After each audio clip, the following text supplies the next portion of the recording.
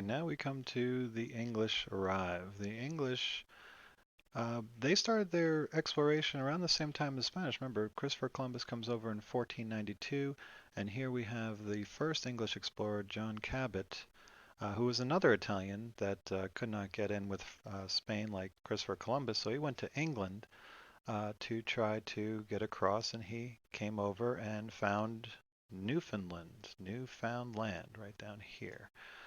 Yeah, so that's a very original name. Hey, this is a newfound land, so we'll call it Newfoundland. And it's actually this island right over here on the eastern tip of Canada. And that's why the English do have some Canadian lands. And then over 100 years later, we have Hudson coming through. And one of the reasons why we have such a big gap is that the Spanish are going to get a lot of gold coming out from Mexico and South America and bring it back to Spain. And in between these two time periods, the English see, okay, the best way to make money is to have pirates here. And that's where we get a lot of pirates in the Caribbean trying to steal all that gold coming to Spain. But then, around this time, just before Hudson comes over, of course, we have Jamestown gets going in 1607. So the colonization doesn't start until Jamestown, until we'll have Roanoke Island right before Jamestown. But the English are known as the settlers. Remember, we have the conquistadors, the conquerors of the Spanish, but the English are going to be known as the settlers, and there's a really good reason behind it. And that's because in England there was a lot of political unrest, and so to get rid of some people that they thought would be a problem, or maybe people just wanted to get away from the government mistreating them, they would have an incentive to come over to the New World where they would be left alone. This is one of the reasons why America has certain um, beliefs, such as freedom of religion, and also government is not all powerful. It's the people that should be calling the shots because they would come over and set up their own governments, as we'll see in Chapter 4. But what you need to know on this page here is, first of all, that they wanted to settle. They were leaving England for good, and they didn't, some people didn't even want to live here in England, so they wanted a new chance in the New World, and they made a very good life for themselves. The French are a different story.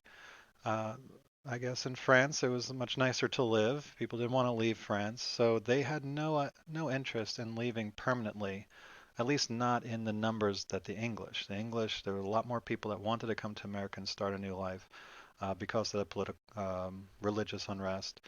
And the French didn't have that. They were much more stable, like the Spanish were, with their religion. And so only the people that wanted to come over were adventurers, people wanted to make money. And so they would have a very good relationship with the American Indians. The American Indians would have beaver pelts, which were very, very valuable. It wasn't gold, but you think about when the colonization first started, the Western Europeans were looking for trade routes to Asia. And now they find trade routes to the west with the American Indians. And they would take these beaver pelts and turn them into hats. The fur was of high quality for some, uh, the the um, the fur was thicker, nicer. So when they bring it back to France, they could sell it for quite a bit of money. And they would bring over things that the Indians wanted, metal tools, guns, and so the Indians and the French had a very good relationship, especially compared to the Spanish and even the English.